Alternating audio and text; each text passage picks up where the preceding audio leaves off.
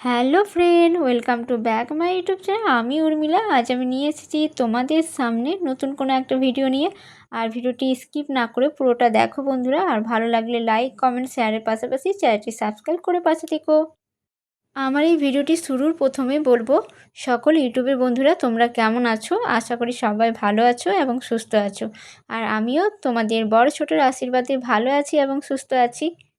আমি কিন্তু বন্ধুরা দোকানের মতো করেই ঘুগনিটা বানাবার চেষ্টা করেছি। আর তোমরা দেখে বলো তো ঘুগনিটা দোকানের মতো হয়েছে কিনা। আমার এই ভিডিওটি স্কিপ না করে পুরোটা দেখো বন্ধুরা। আমি বাড়িতে ঘুগনি বানাবো বলে আগের থেকে আমি জলে ভিজিয়ে রেখেছিলাম মটর, আর জল থেকে ছেঁকে তুলে তারপর আলু আর মটর সিদ্ধ করে নিয়েছি। এদিকে দেখো বন্ধুরা, মটর আলু সিদ্ধ করে ফেলেছি ঘুগনি করব বলে। আর দেখো, আমি প্রেসার কুকারে কিন্তু সিদ্ধ করিনি। প্রেসার কুকারে সিদ্ধ করলে আমি বুঝতে পারি না, যেহেতু সেজন্য আমি প্রেসার কুকারে সিদ্ধ করিনি। আমি করেছি কড়াইতেই সিদ্ধ করে ফেলেছি। আর কড়াইতে সিদ্ধ করলে আমি বুঝতে পারি তার পরিমাণ কতটা কি সিদ্ধ হয়েছে, কিন্তু প্রেসার কুকারে সিদ্ধ করলে আমি বুঝতেই পারি না কত কি পরিমাণে সিটি বাজলে সেদ্ধ হবে। সেই জন্য আমি প্রেসার কুকারে সিদ্ধ না করে কড়াইতেই বসিয়ে দিয়েছিলাম সিদ্ধ করতে। বেশিরভাগ দিনেই আমি লক্ষ্য করেছি যে প্রেসার কুকারে যদি আমি মটর সিদ্ধ করি তাহলে আমার গলে যায়। সেই জন্য আমি কড়াইয়ে সিদ্ধ করতে বসিয়ে দিয়েছিলাম। এদিকে আলু মটর পুরোপুরি সিদ্ধ হয়ে গেছে। আর মশলাটা আমি এরপর রেডি করে নিচ্ছি বন্ধুরা। মশলা রেডি করার জন্য নিয়ে নিয়েছি আদা, জিরে, রসুন, পেঁয়াজ আর কাঁচা লঙ্কা পেস্ট করে নেব মিক্সিতে। এদিকে দেখো বন্ধুরা, আমি একটা ভাজা মশলা রেডি করে নিচ্ছি। আর ভাজা মশলাটা রেডি করতে কি কি উপকরণ নিয়ে নিয়েছি, নিয়ে নিয়েছিলাম গোটা ধনে, গোটা জিরে, শুকনো লঙ্কা আর তেজপাতা নিয়ে নিয়েছিলাম। আর তারপর ভালোভাবে ভেজে নিয়েছিলাম হালকা জালে। এইদিকে দেখো বন্ধুরা, আমি একটা থালার মধ্যে কিন্তু সব কিছু উপকরণ সাজিয়ে রেখেছি। এইসব উপকরণ দিয়ে কিন্তু আমি ঘুগনিটা বানিয়ে নেব। এইদিকে ভাজা মশলাটাও রেডি করে ফেলেছি। এদিকে দেখো বন্ধুরা, থালার মধ্যে সাজিয়ে রেখেছি ধনে পাতা, পেঁয়াজ কেটে রেখেছি আগের থেকে, টমেটোর কেটে রেখেছি। আর এটা গন্ধরাজ লেবু নিয়ে নিয়েছি, লবঙ্গ, দারচিনি, এলাচ। এই সমস্ত কিছু উপকরণ দিয়ে কিন্তু আমি বাড়িতে ঘুগনিটা বানিয়ে নেব বন্ধুরা। এরপর কড়াইতে তেল দিয়ে দেবো বন্ধুরা। কড়াইয়ের তেল গরম হয়ে গেলে কেটে রাখা পেঁয়াজ দিয়ে দেবো ফোড়ন হিসেবে, আর দিয়ে দেবো দারচিনি, এলাচ, লবঙ্গ আর দুটো তেজপাতা ব্যবহার করব। এদিকে দেখো বন্ধুরা, কড়াইয়ের তেল গরম হয়ে গেলে কড়াইয়ের তেলের মধ্যে একটু অল্প চিনি দিয়ে দিও, তাহলে ভালো কালার আসবে রান্নার। আমি কিন্তু গরম তেলের মধ্যে অল্প একটু চিনি ব্যবহার করেছিলাম কালার আনার জন্য, তোমরা পারলে দিও।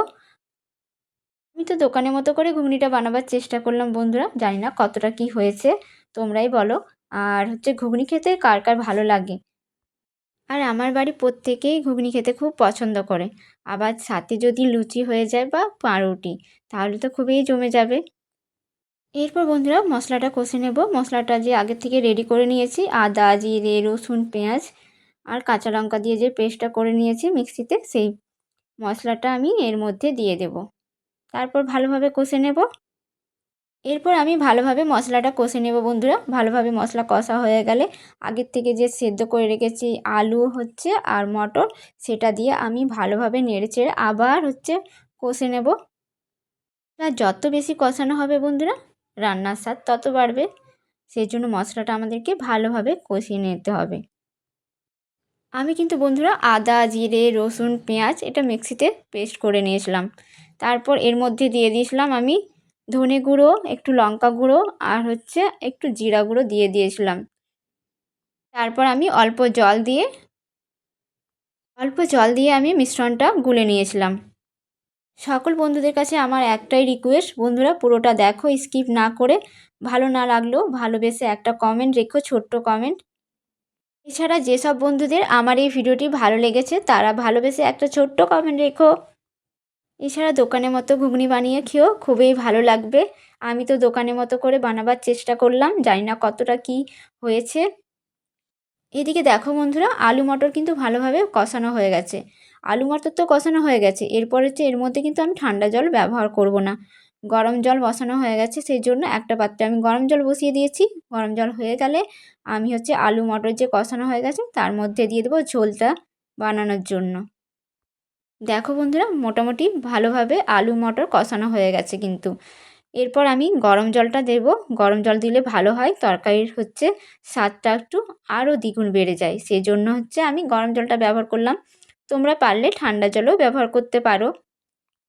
আমার বাড়ির প্রত্যেকটা রান্নাতে কিন্তু আমি কম ঝাল দিয়ে রান্না করার চেষ্টা করি, কারণ আমার বাড়িতে হচ্ছে ছোট্ট একটা ছেলে, সেই জন্য হচ্ছে যেহেতু খেতে পারবে না, অল্প ঝালের মধ্যে রান্না করার চেষ্টা করি। তোমরা পারলে তোমাদের মতো করে ঝাল দিয়ে দিও। আমি কিন্তু রান্নায় কিন্তু কাঁচা লঙ্কা ব্যবহার করেছি, পারলে তোমরা শুকনো লঙ্কাও দিতে পারো বেটে। আমি কিন্তু আলু মটর কষানোর সময় স্বাদ মতো একটু নুন দিয়ে দিয়েছিলাম, তোমরা তোমাদের মতো করে দিয়ে দিও। আমার এই ভিডিওটি তোমাদের কেমন লাগলো অবশ্যই জানিও। দেখো মোটামুটি ভালোভাবে কষানো হয়ে গেছে। এরই মধ্যে আমি জল দিয়ে দিয়েছি। জল হিসেবে আমি গরম জল ব্যবহার করেছি বন্ধুরা, ঠান্ডা জল আমি এখানে ব্যবহার করিনি, তোমাদেরকে আগেই বললাম। আর দেখো তরকারি হচ্ছে স্বাদ আনার জন্য গরম জলটাই আমি ব্যবহার করলাম। তারপর অল্প ঢাকা দিয়ে কিছুক্ষণ, তারপর হচ্ছে ঢাকাটা খুলে ধনেপাতা আর দিয়ে দিলে মোটামুটি রেডি হয়ে গেছে বন্ধুরা। দেখো ধনেপাতাটা দিয়ে হচ্ছে নামিয়ে নেওয়ার পালা। আর সবার শেষে আমি দিয়ে দেব যেটা হচ্ছে আগের থেকে যে ভাজা মশলাটা রেডি করেছিলাম না বন্ধুরা, ওই যে লবঙ্গ, দারচিনি, তারপর শুকনো লঙ্কা, তারপর দিয়ে দিয়েছিলাম গোটা জিরে, গোটা ধনে দিয়ে যে ভাজা মশলাটা রেডি করেছিলাম, সেই ভাজা মশলাটা হচ্ছে আমি এর মধ্যে দিয়ে দেব। তারপর নামাবার পালা। চলো দেখো পুরোটা।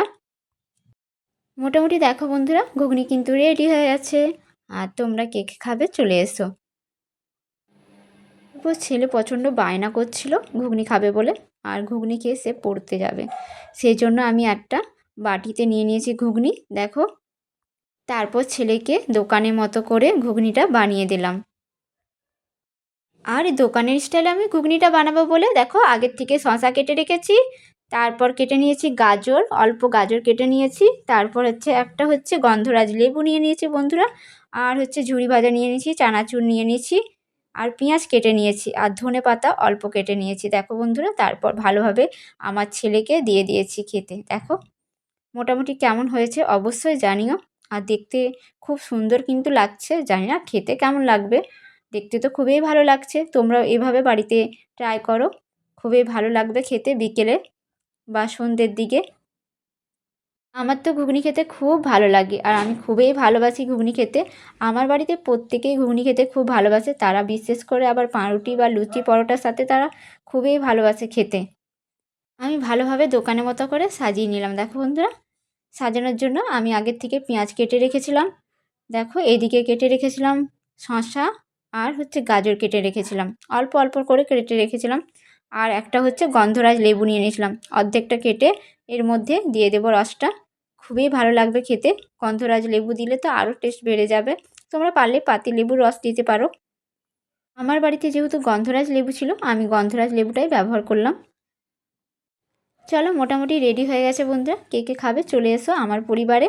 আর দেখো কেমন লেগেছে আমার এই ভিডিওটি, ভালো লাগলে লাইক কমেন্ট শেয়ারের পাশাপাশি চ্যানেলটি সাবস্ক্রাইব করে পাশে দেখো। আবার নতুন কোনো ভিডিও নিয়ে তোমাদের সামনে হাজির হব। এখন রেখে দিলাম, টাটা। আর খেয়ে করে বলবো কেমন হয়েছে, আর তোমাদের কেমন লেগেছে আমার এই ভিডিওটি অবশ্যই কমেন্ট বক্সে কমেন্ট করে জানিও। টাটা, বাই বাই, সবাই ভালো থেকো, সুস্থ থেকো।